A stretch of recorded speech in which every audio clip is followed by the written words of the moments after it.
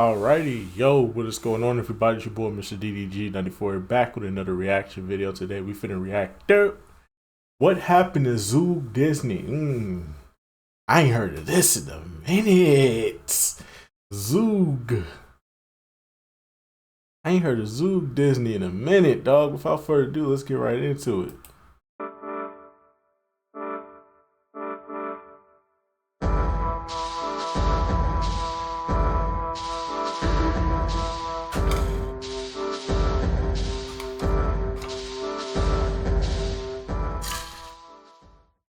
It's hard to envision a more impactful innovation from the last 100 years than the internet.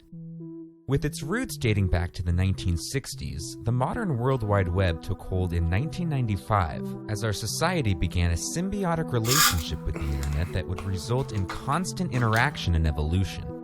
While many foresaw the inevitable convergence of television with the internet, one media conglomerate took the first step, developing a programming block that would take advantage of this burgeoning technology and use it as a tool to engage young minds in the midst of this colossal shift.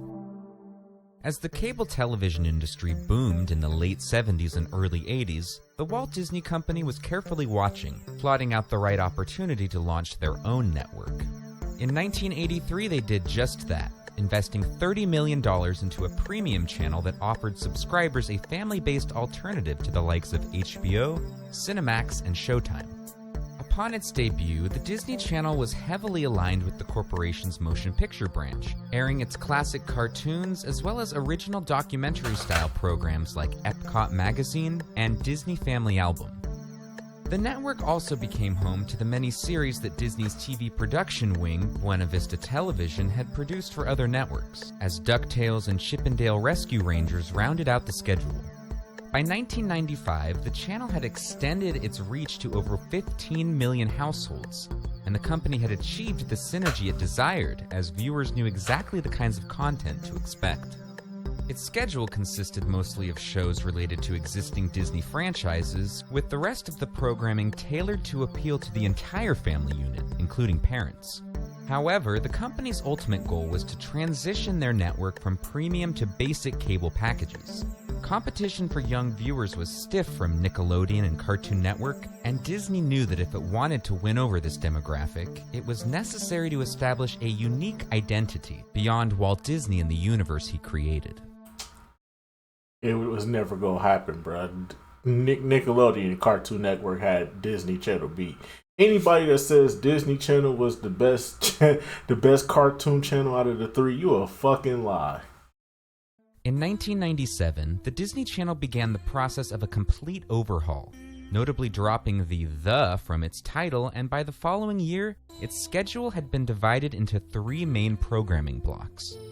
Playhouse Disney presented preschool-oriented programming in the mornings and early afternoons, while Vault Disney occupied the late-night early morning time slot, primarily airing classic Disney shorts, features, and TV shows.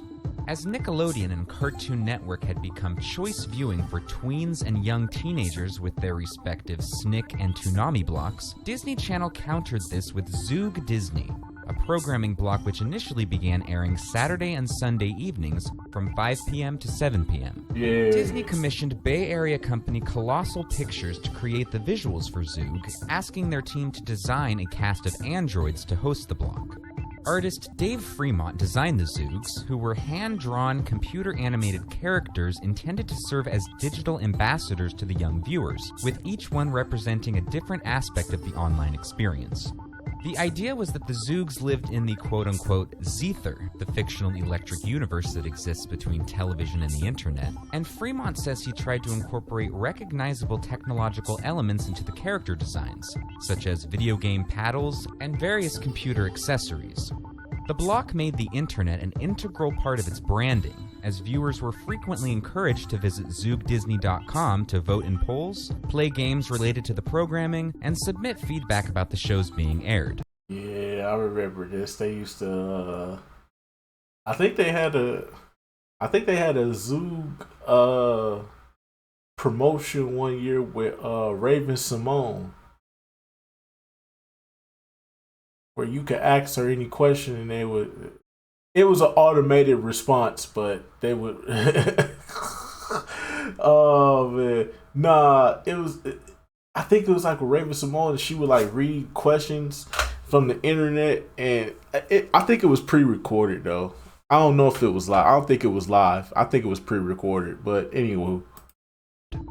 Through the Zoog banner, Disney Channel branched out its programming, introducing a slate of original shows that had nothing to do with its existing intellectual property. Flash Forward represented the typical adolescent experience in humorous ways. The famous Jet Jackson and In a Heartbeat portrayed teenagers in typically adult situations. On my TV show, I play the ultimate action hero, Silverstone. The Jersey and So Weird embraced the supernatural and incorporated fantasy elements into their plots. I put a jersey and poof, jumped into a pro game. And Bug Juice offered viewers a reality-based look into the long-held youth tradition of summer camp.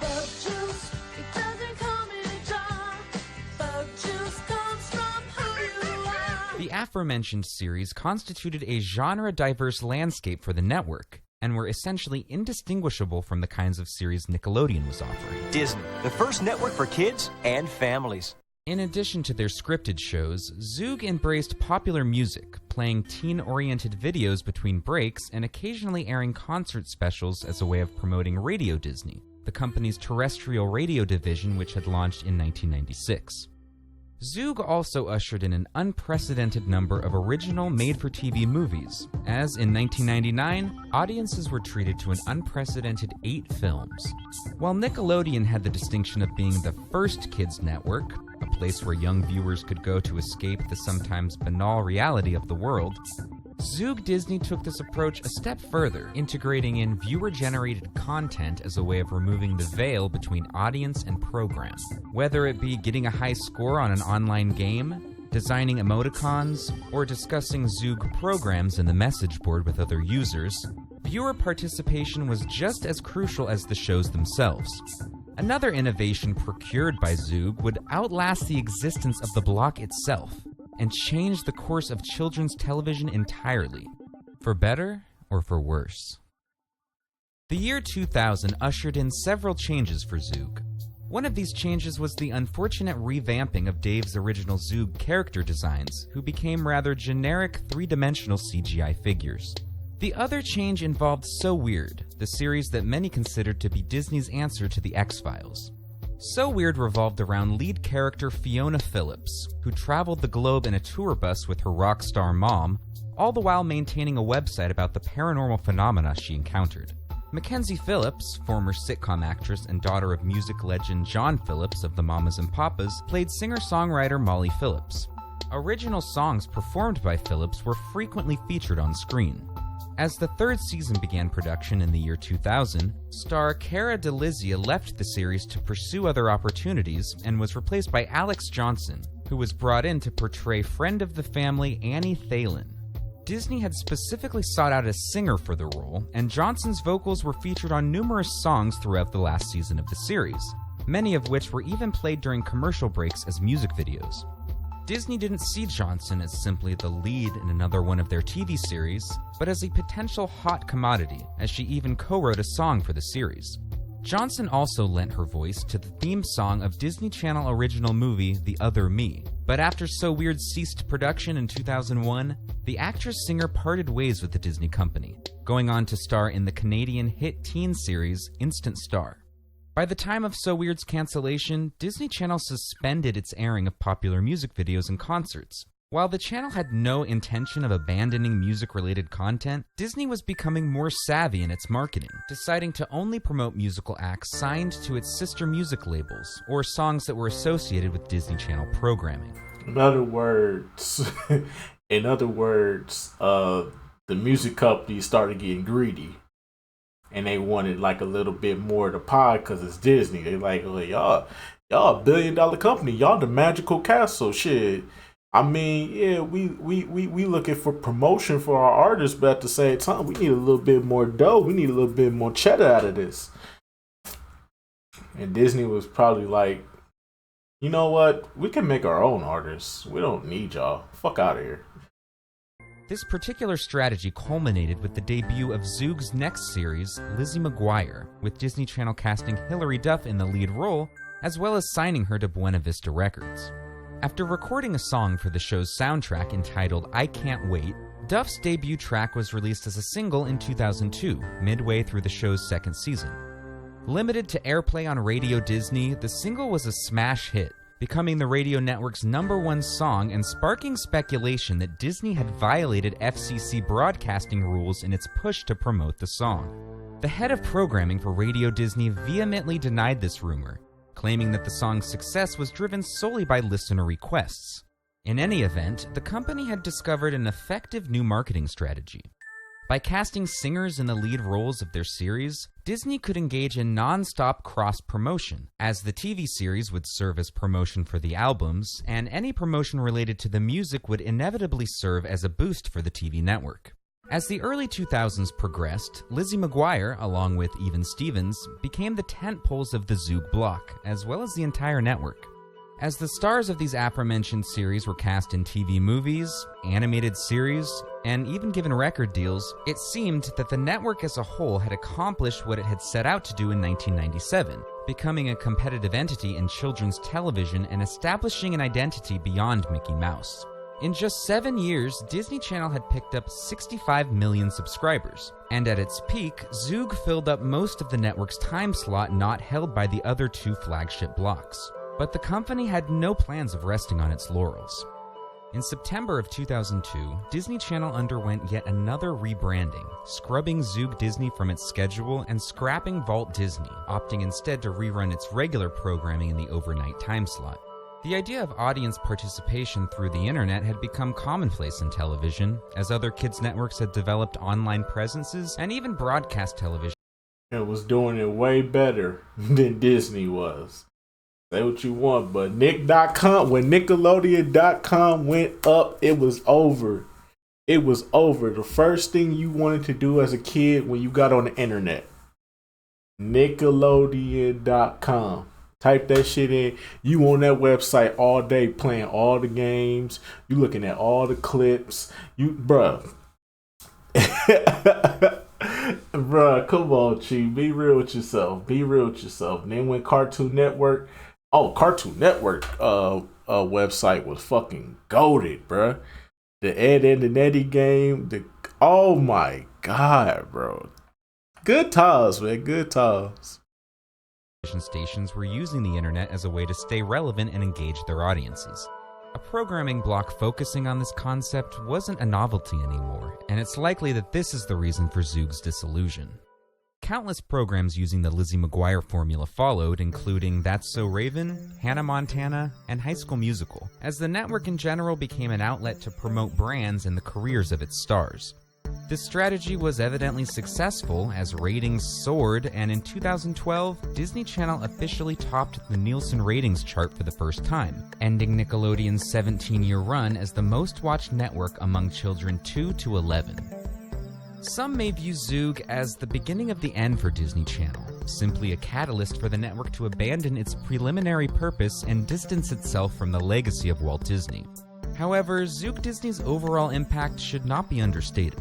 While many in the television industry had feared the internet and its unpredictable nature, seeing it as potential competition, Zoog embraced the technology, successfully developing an entire network around it. While some worried that the internet would isolate us as individuals, Zoog employed the platform to encourage participation and community, creating a system that used common interests to bring kids together. In a world that feels increasingly divisive, the spirit that Zoog Disney fostered may be worth revisiting. If you'd like to check out more of Dave Fremont's... Alrighty, man. That's just gonna about do it for this one, man. Disney Zoog or Zoog Disney, whatever. I ain't heard that shit in years. It's been decades. Well, actually 2, but still. It's been decades, but man.